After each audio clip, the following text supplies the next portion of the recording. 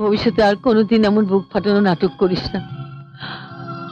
আমরা তোকে সত্যিই ভালোবাসি। মা বাবা যতই দূরে থাকুক না কেন, সন্তানের কষ্ট হলে ঠিক টের পায়। এই বিয়েতে তুই কি সুখী নোস? আমার মতো পোড়া কপাল নিয়ে কোনো মেয়ে যেন তিনি এই পৃথিবীতে না পাঠান, তাই আজ তোমাকে ছেড়ে অনেক অনেক দূরে চলে যাচ্ছি বাপি। এটা কি করেছিসটা কি তুই? ঠিকই করেছে। ওর যে ছবিটা আমার বুকের মধ্যে আঁকা হয়ে আছে সেটা আমি কোনোদিনই মুছে ফেলতে পারবো না। তা এই ছবিগুলোকে আমি কেটে দিলাম, আমি নষ্ট করে দিলাম। হয়তো হয়তো দুদিন বাদে আমি ছিঁড়েও ফেলবো। এসব এসব কি বলছিসটা কি তুই? ঠিকই বলছি।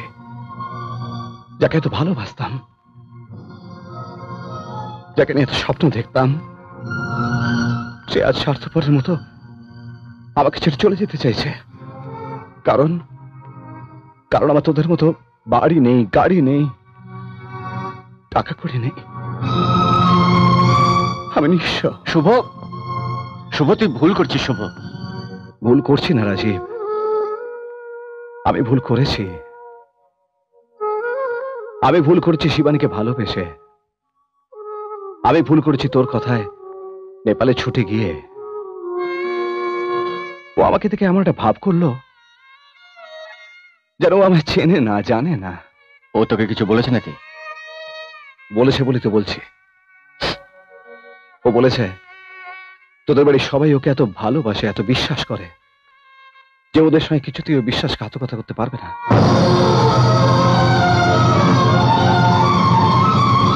ওও বলেছে ও নাকি এখন আমার প্রেমিকা নয়, তোর স্ত্রীও নয়। ওর এখন একটাই পরিচয়, তোদের পরিবারের বউ।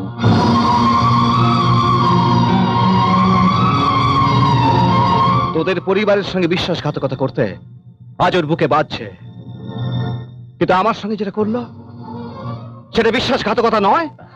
শুভ, তুই আমাকে বিশ্বাস কর না, এখন আমি কাউকে বিশ্বাস করি না, কাউকে না। শুভ, এত ভেঙে পড়িস না। শিবানী আমার হেফাজতে জমা রাখা তোর সম্পদ, আর সেই সম্পদের মালিক একমাত্র তুই। আমি তোর সঙ্গে বিশ্বাসঘাতকতা করব না। তোর সম্পদ এবার আমি তোর হাতে তুলে দেব। তাতে যদি আমার পরিবারে ভূমিকম্প হয়, হবে।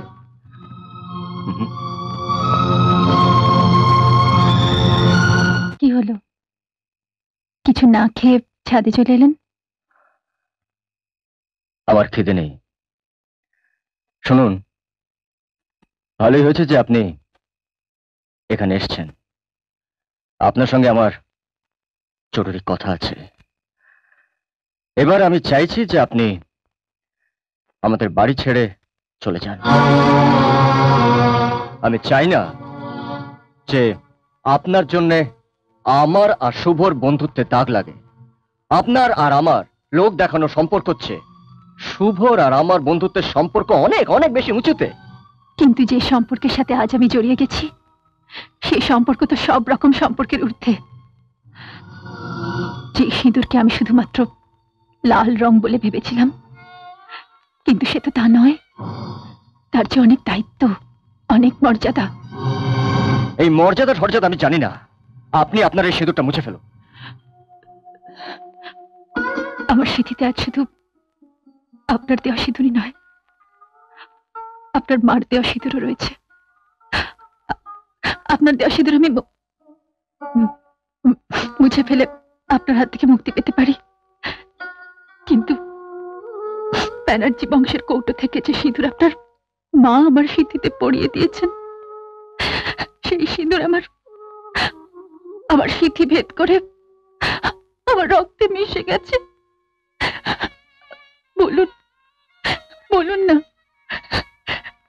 সেই সিঁদুর আমার রক্ত থেকে আলাদা করবো কি করে? বলুন না। দেখুন, আমি শুভকে কথা দিয়েছি আমি আপনাকে ওর কাছে ফিরিয়ে দেব। তাতে যদি প্রয়োজন হয় আপনার শরীর থেকে সমস্ত রক্ত নিংড়ে বার করে আপনার রক্ত থেকে সিঁদুরটাকে আমি আলাদা করে দেব। আপনি মেয়ে হলে বুঝতেন আমি কতটা অসহায়। আপনি কেন অবুঝের মতন কথা বলছেন? এই ঘর আপনার নয়। এই ঘরে আপনি এসেছেন কদিনের জন্য অতিথি হয়ে। কাল সকালে যদি আপনি এই বাড়ি ছেড়ে না যান, তাহলে বাড়ির সকলকে আমি আসল সত্যটা জানিয়ে দিতে বাধ্য হব।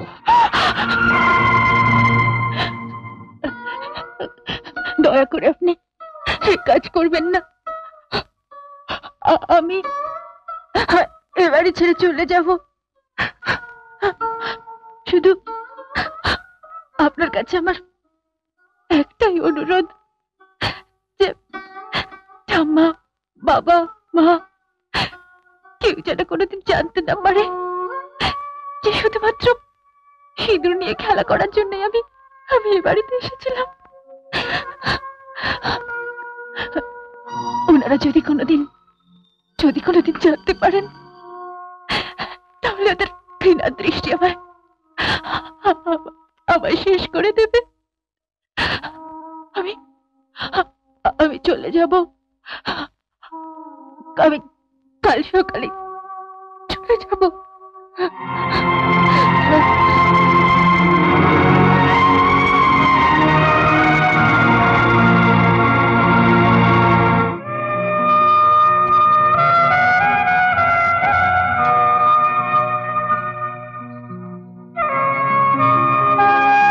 দেখুন, আমার মনে হয় এটারও আর এখানে কোনো প্রয়োজন নেই।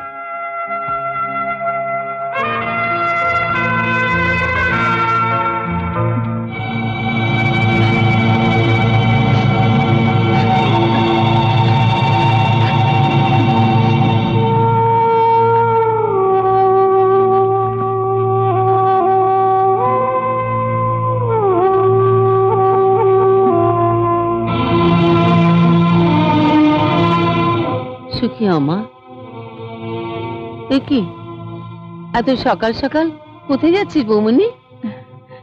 কাল রাতে শুয়ে শুয়ে খুব বাপির কথা মনে পড়ছিল।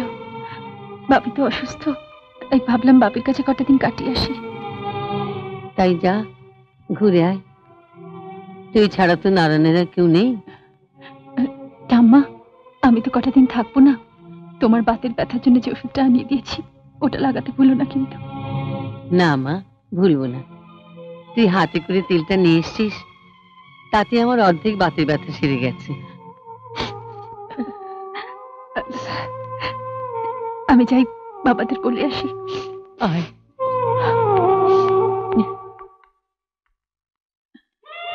থাক থাক থাক থাক থাক।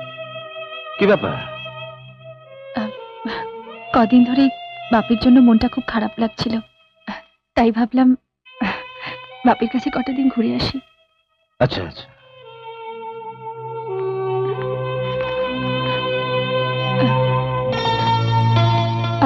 আমি তো থাকবো না মা, তাই আপনার এটা কাজে লাগবে, আপনি রাখুন।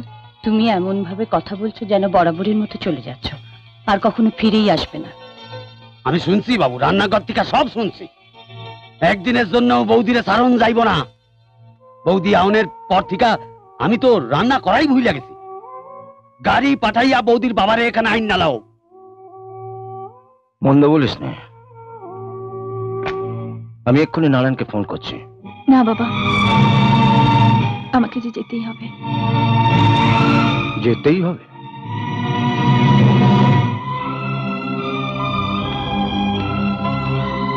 বৌমা, আমার দিকে তাকাও, তাকাও বলছে। বৌমা, আমি ওকালতি করে খাই। তোমার চোখ বলছে তুমি আমাদের কাছে কিছু লুকোচ্ছ। হ্যাঁ, আমার মনও তাই বলছে। যে আমাকে জিজ্ঞেস না করে একটা কাজও করে না, সে আজকে তৈরি হয়ে এসে আমাকে বলছে বাপের বাড়ি যাবে। বলো কি হয়েছে, বলো। কিছু হয়নি বাবা। কিছু হয়নি বলে তো শুনবো না? নিশ্চয়ই কিছু হয়েছে। রাজীবের সঙ্গে ঝগড়া হয়েছে? রাজীব কি কিছু বলেছে? বল বৌমনি।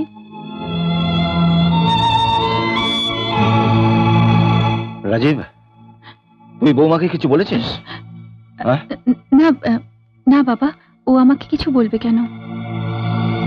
ও কিছু না বললে তুমি আমাদের অনুমতি ছাড়াই বাপের বাড়ি যাওয়ার জন্য তৈরি হয়েছে?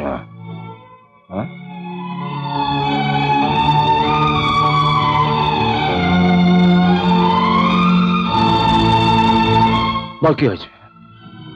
বলছি তো কিছু হয়নি, কিছুই হয়নি। বলছি তো বাবা কিছু হয়নি। বৌমা, আমি তোমার বাপই নয়। তোমার বাপের জীবনের দাম তোমার কাছে অনেক, আমার জীবনের দাম তোমার কাছে হয়তো কিছুই নয়। তা সত্ত্বেও আমার মাথায় হাত দিয়ে বলো তো বৌমা, তোমার আর রাজীবের মধ্যে কিছু হয়নি? বাবা আসলে হয়েছেটা কি? কিছুই হয়নি। কি ব্যাপার, হঠাৎ প্রণাম করলে? আসলে আমি একটা বাজি জিতে গেছি বাবা। বাজি জিতে গেছি মানে? আমি বলেছিলাম বাবা মা ঠাম্মা আমাকে এত ভালোবাসেন যে আমাকে ছেড়ে একদিনও থাকতে পারবেন না, ওরা আমাকে যেতেই দেবেন না। আর ও বলেছিল আপনারা আমাকে আটকাবেনই না। আমি কি করে বুঝবো বলো বাবা যে ওই কদিনে সকলের এত প্রিয় হয়ে গেছে? আমি ভাবতেই পারছি না বাবা যে চোখে জলে আমি এত ভালো অভিনয় করতে পারবো। প্রমাণ তো হয়ে গেল, তাহলে এখন চোখে জল কেন?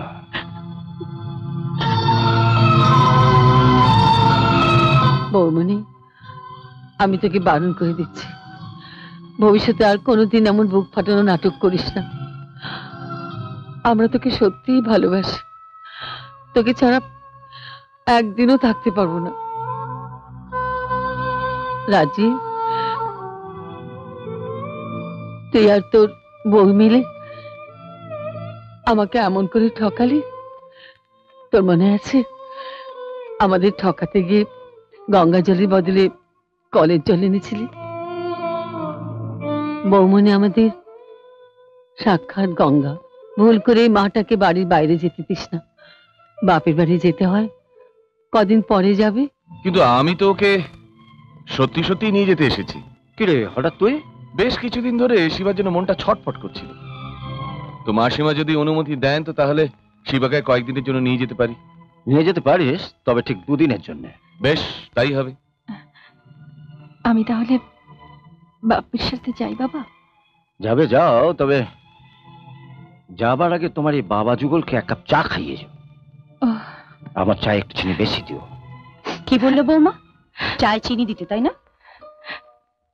বাবার চায় এই শেষবারের মতো চিনি দেব মা। আমি আপনাকে কথা দিচ্ছি, বাবার চায় আর কোনোদিন চিনি দেব না। কিরে, আজ তুই আমার চশমা খুললি না, পেপার কেড়ে নিয়ে রাগ করে আলো নিভিয়ে দিলি না, দুধটুকু না খেতে বলে চুপচাপ চলে যাচ্ছিস? তুমি খুব মন দিয়ে কাগজ পড়ছিলে তো, তাই। সে তো তোর বিয়ের আগেও পড়তাম, কই তখন তো না করতিস না। ভুল হয়ে গেছে বাপি। আয় মা, আয় বস এখানে। আমি তোকে আনতে কেন গিয়েছিলাম জানিস মা?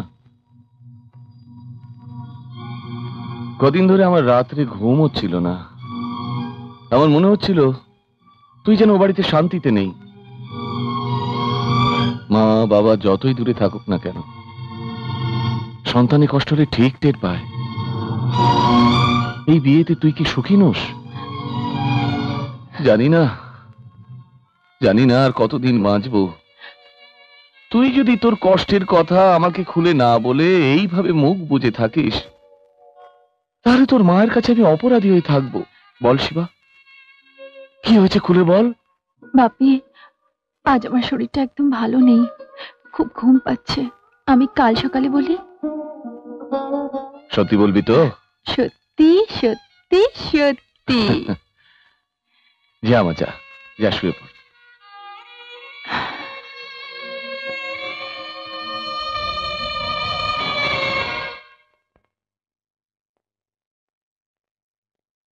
বাপি, আমার হয়ে তুমি ঈশ্বরকে বলো আমার মতো পোড়া কপাল নিয়ে কোনো মেয়ে যেন তিনি এই পৃথিবীতে না পাঠান।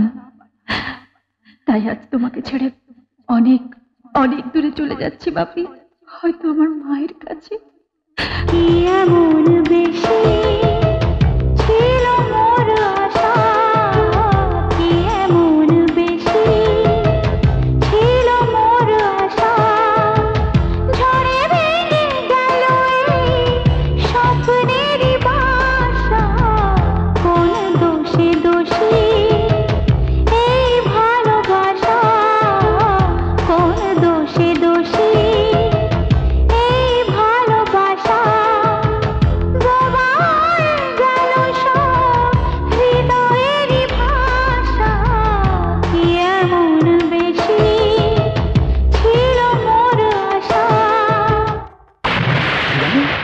এমন আরো অনেক ভিডিও দেখতে এই চ্যানেলটি সাবস্ক্রাইব করে নিন এবং পাশের বেল আইকনটি প্রেস করে দিন।